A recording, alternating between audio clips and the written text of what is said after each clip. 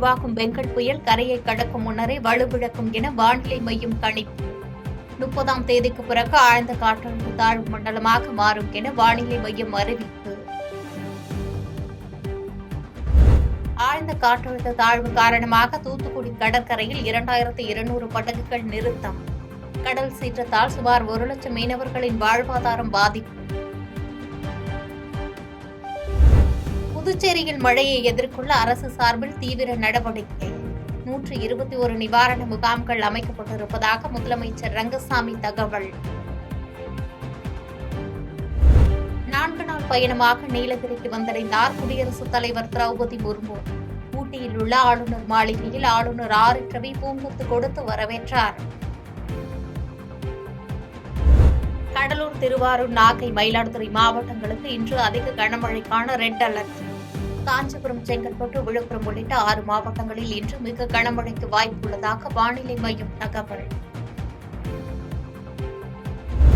மீனவர்கள் கைது விவகாரம் தொடர்பாக மத்திய அமைச்சர் ராஜ்நாத் சிங்கை நேரில் சந்தித்து கடிதம் வழங்கினார் திமுக எம்பி கனிமொழி.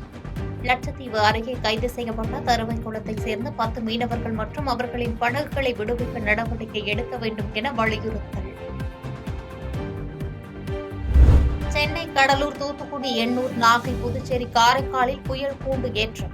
இன்று மாலைக்குள் பெங்கல் புயல் உருவாக உள்ள நிலையில் புயல் எச்சரிக்கை கூண்டு ஏற்றப்பட்டுள்ளது. டெல்டா மாவட்டங்களில் வெளுத்து வாங்கும் கனமழை. அதிகபட்சமாக கோடியக்கரையில் 18 சென்டிமீட்டர் அளவுக்கு மிக கனமழை பதிவு. சென்னை காசிமேட்டில் சீற்றத்துடன் காணப்படும் வங்கக்கடல். வேடிக்கை பார்க்க யாரும் செல்ல வேண்டாம் என காவல்துறை அறிவுறுத்தல். சென்னையில் ஊட்டி போன்ற வானிலை தொடரும். தனியார் வானிலை ஆய்வாளர் பிரதீப் ஜான் கணிப்பு. சட்டம் ஒழுங்கை பாதுகாப்பதோடு குற்றங்கள் நடைபெறாமல் தடுப்பதையும் இலக்காக வைத்து செயல்பட வேண்டும். காவல்துறையினருக்கு முதலமைச்சர் மு.க.ஸ்டாலின் அறிவுறுத்தல். தமிழகத்தில் பெண்களுக்கு பாதுகாப்பு இல்லாத சூழல் நிலவுவதாக அதிமுக பொதுச் செயலாளர் எடப்பாடி பழனிசாமி விமர்சனம்.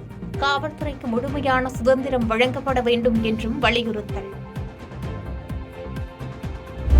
மழையின் காரணமாக அமராவதி அணைக்கு நீர்வரத்து அதிகரிப்பு. அணையிலிருந்து உபரி நீர் வெளியேற்றப்படுவதால் கரையோர மக்களுக்கு வெள்ள அபாய எச்சரிக்கை. ராமேஸ்வரம், பாம்பன் உள்ளிட்ட இடங்களில் சூறைக்காற்றுடன் கனமழை. 4 நாட்களாக கடலுக்கு செல்லாததால் 20 கோடி ரூபாய் அளவிற்கு மீன்வர்த்தம் பாதிப்பு என மீனவர்கள் தகவல். மழையால் பாதிக்கப்பட்ட பயிர்களை உடனடியாக பார்வையிட்டு தகுந்த நிவாரணத்தை வழங்க வேண்டும். தமிழக அரசுக்கு எதிர்க்கட்சித் தலைவர் எடப்பாடி பழனிசாமி வலியுறுத்தல். அதானி மீதான லஞ்ச முறைகேடு புகார் தொடர்பாக விவாதிக்க கோரி இந்திய கூட்டணி எம்பிக்கள் முழக்கம். அமளி நிலவியதால் நாடாளுமன்ற இரு அவைகளும் நாளை காலை வரை ஒத்திவைப்பு. ஆவணப்பட பிரச்சனையில் நடிகர் தனுஷ் தொடுத்த வழக்கு. நடிகை நயன்தாரா, விக்னேஷ் சிவன் ஆகியோர் பதிலளிக்க சென்னை உயர்நீதிமன்றம் உத்தரவு. செய்பவரை கண்டால் நாம் பயங்கொள்ளலாகாது பாப்பா. மோதி மிதித்து விடு பாப்பா, அவர் முகத்தில் உமிழ்ந்து விடு பாப்பா. அண்மை செய்திகளை உடனுக்குடன் தெரிந்து கொள்ள இணைந்திருங்கள் இயம்நாடு தொலைக்காட்சியுடன்.